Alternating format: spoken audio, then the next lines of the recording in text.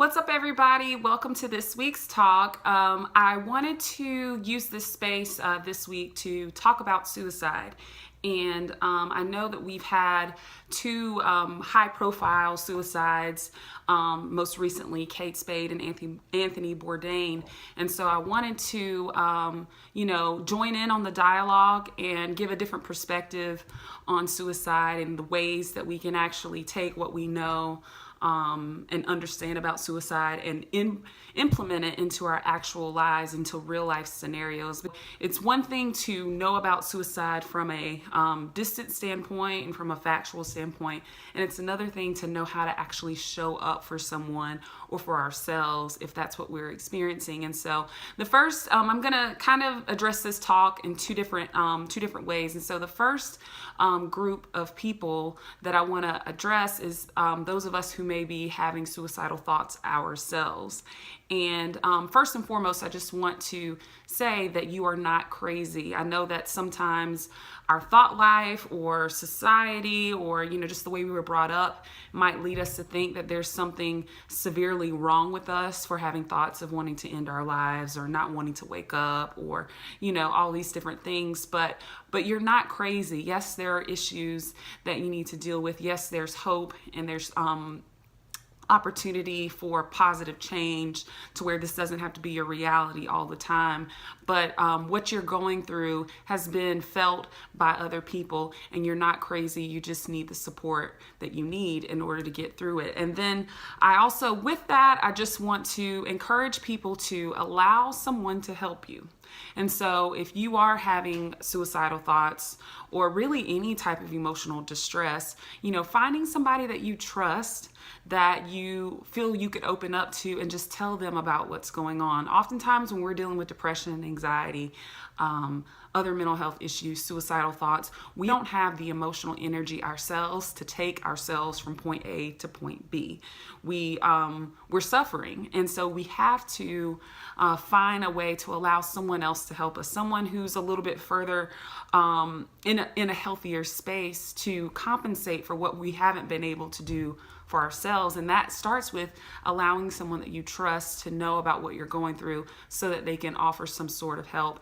And this is essential because without the help of other people, we're really only left to what we can do ourselves. And that oftentimes isn't enough to overcome some of these strong suicidal thoughts that you may be having. So I encourage you to find someone that you trust to allow you to someone that you trust to help you. The next thing I would say is giving therapy a shot. I'm a therapist myself, and just from my personal experience and then just having colleagues in the field, we are trained to know how to show up for you if you're having suicidal thoughts or feel like you're a threat to yourself or someone else. We have training in that. We have experience in that. That's essentially what we're in this business for, is to help you overcome those types of situations. And so feeling safe with that being an option for you is something that I think all therapists are trying to improve on. We're always trying to make sure that we are welcoming and understanding and have a non-judgmental approach to helping other people. But I just want to encourage you that that's what therapists are for. We're trained in that profession to be able to help you. And so seeking that out, trying it out. You may have a therapist that you don't mesh with well, giving it another shot because your life is worth it. And it really can help you come out of the hole that you might feel you're in. And doing that helps you take care of your mental health in a more intentional way, and it also helps those around you feel like they can support you in a way that's a little bit more appropriate. And so sometimes when we don't have that therapeutic outlet, we can go to other people who really don't have the training or the understanding to show up for us how we need them to show up. And so another thing that I would say along with that is, getting some social interaction. Again, depression, anxiety, all of these different mental health issues that you may have, even just adjustments and different things like that, can make you feel like isolation is the only way you can get through. And isolation is one of the big parts of mental health issues continuing to manifest. And so getting that social interaction, getting out around people, physically makes us happier people. We are relational beings. We thrive off of the community of other people. And so whether you're an introvert or extrovert, whatever that means for you as far as social interaction, taking a step to getting around some other people can help you not feel so alone. It can help instill hope in you that something might change. And it could just lighten your mood, even if it is for the temporary. It gives you something to look forward to, something that you enjoy. And lastly, holistic options and psychiatric options. If you're finding that the thoughts that you're having of ending your life are continuing to go on, or they're getting worse, there are all kinds of holistic and psychiatric options. And there's doctors in both fields that can help you walk whichever path you like to walk. So I hope that helps you. Feel free to message me or email me if you ever have concerns and want to see about further help for your suicidal thoughts.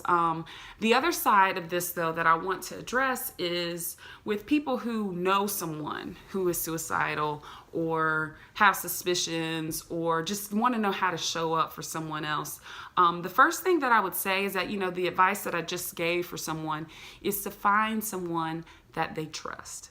And so I've been seeing on social media about people, check on your strong friend, check on the friend that's, X, Y, and Z, and check on the friend that you least suspect to have these types of struggles. But the reality is we should check on all of our loved ones. We shouldn't see that this person or that person might be, because there's really no telling who's struggling with what, as we can see from, the suicides that we know about in the public space, that sometimes there aren't signs. Sometimes there is no formula that says that if they have this going on, that going on, and then this going on, that's the person you need to check on. It really can affect anybody. And so continuing to check up on your entire tribe is what I would encourage. And a way of making that relationship and making that interaction more helpful is to really check on how you view mental health, how you view suicide. And so when someone's trying to identify someone that they trust to maybe share, hey, I'm having suicidal thoughts, they're not going to just go off of a text message that you send them or a phone call that you make to say, hey, are you good? What's going on? They are piecing together different experiences with you. So how do you respond when there's a conversation at dinner about depression? How do you respond when you find out that someone of a celebrity status has died by suicide? Like, what do you say? What's your narrative around why people struggle the way they do, and how are you showing empathy in those conversations? Because all of those things are signs for someone who is struggling as to whether this person is a safe person or not. And so it's not only, making the act of showing up in the moment, it's also how we live our lives and how we engage in relationships and dialogue about mental health all across the board, all along the way, that really makes that reach out more effective, right?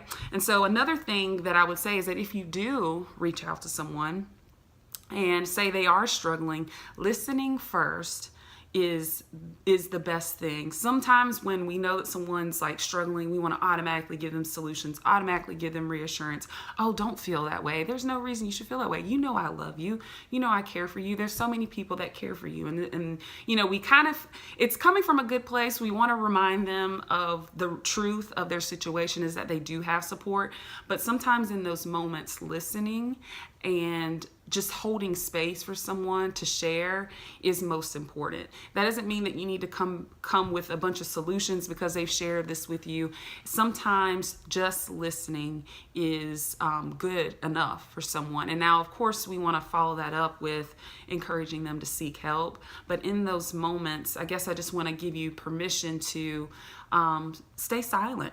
Listen to someone, be there with someone. Say they may be not even really, they might want you by perhaps, but not even really want to talk to you. So say it may be just watching a movie and not saying anything at all, or taking a drive and just holding that space for them to be with someone and know that they could speak and could vent to you if they needed to.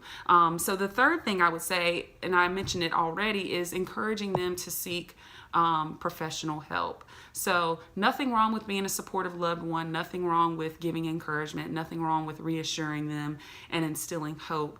But the reality is that when you're in a relationship with someone, whether it be a sibling or a friend or a parent or a child, there's already an established emotional connection with them.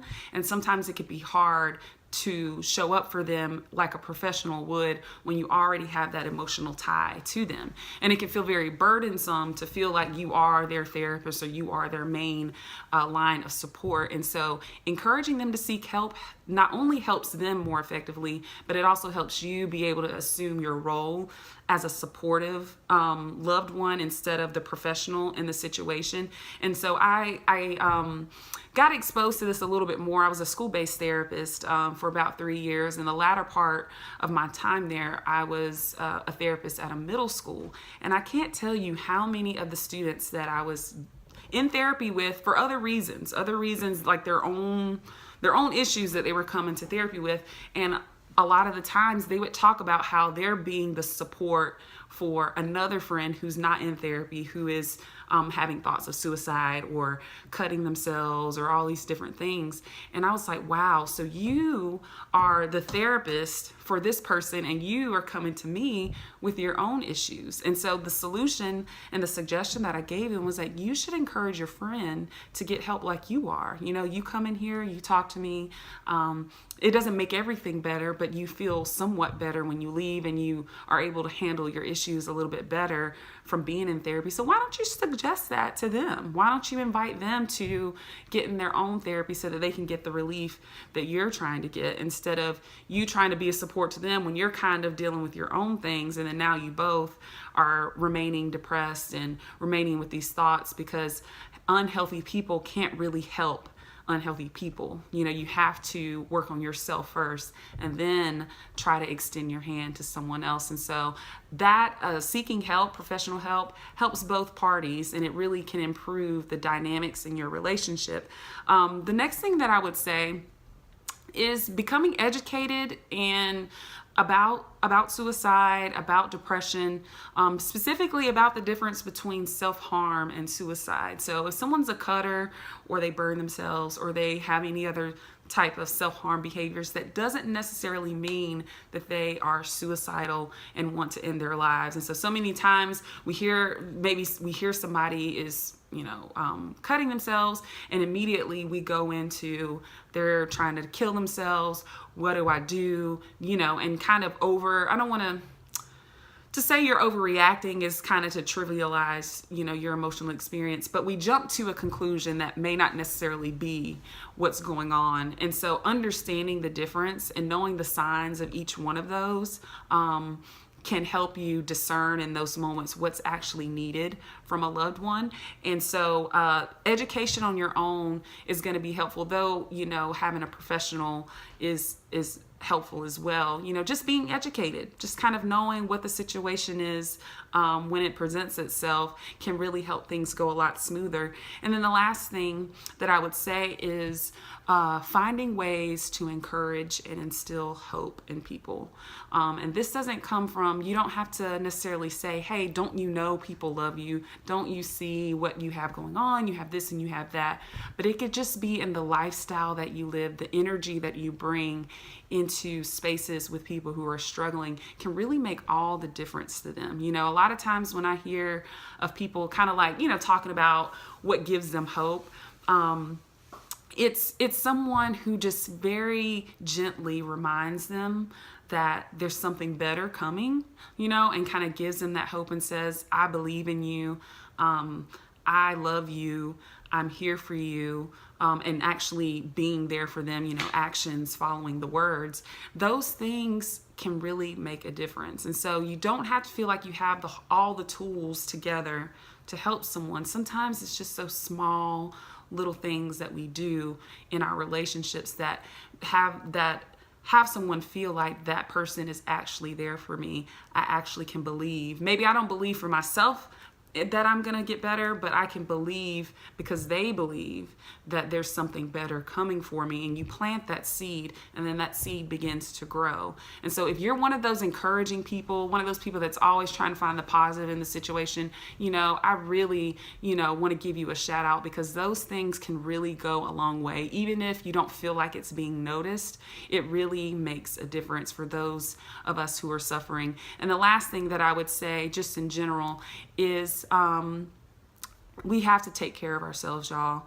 We have to see our mental health as not just something that's to be addressed when things are at the extreme. It's a constant maintenance. It's a constant work that we have to put our mental health first. And I really believe that if we start to value that as people, as communities, as families, that we'll start to see a change in the trend that's currently going on. And so I hope these suggestions helped you. Like I say, feel free to reach out to me, message me. I'm going to provide some more resources down below that you can look into.